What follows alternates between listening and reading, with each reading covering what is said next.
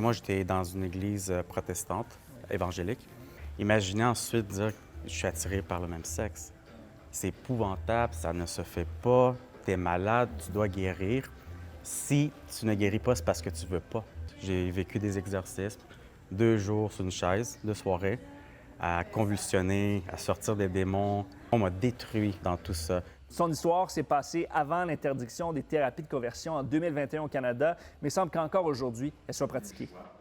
Il y a encore des pratiques de thérapie de conversion malgré l'interdiction au niveau fédéral. On est très créatif sur les types de thérapie de conversion. Là, on peut parler de prise d'hormones pour augmenter ou diminuer la libido. On peut parler de psychothérapie, camp de masculinité. Toi, Sandra, ton père était pasteur, il faisait la promotion des thérapies de conversion. Fait que tu as décidé pour te protéger que c'était mieux de cacher qui tu étais. À l'église de mon père, les gens allaient là pour se faire libérer, délivrer, puis apprendre à devenir hétérosexuel. J'ai aussi vécu une période où j'étais moi-même homophobe, là, où j'allais même aller attaquer des gens. Tu vois, toi, tu sais. Parce que justement, tu es en combat avec ça, tu as tout internalisé, cette haine-là, ces affaires-là.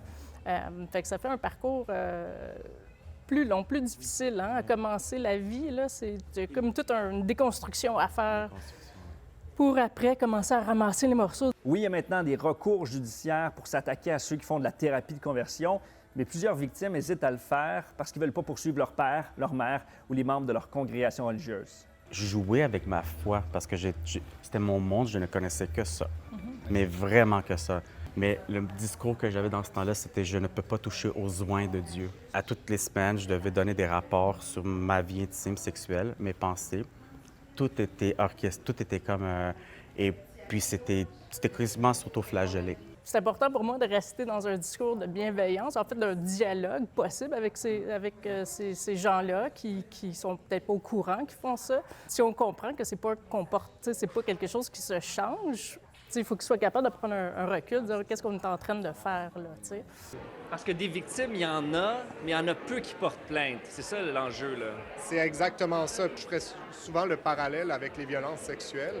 C'est tellement un univers caché que c'est très difficile de ménager la preuve et de la construire, là. Il y a toute une trajectoire d'aide qui doit être construite là, au niveau juridique, au niveau de la santé, des milieux scolaires. Le Québec a aussi une loi contre les thérapies de conversion. Toute personne ou organisme qui en pratique peuvent s'exposer à des amendes de 5 000 à 150 000 $. À Montréal, ici Étienne Fortin-Gauthier pour Nouveau Info.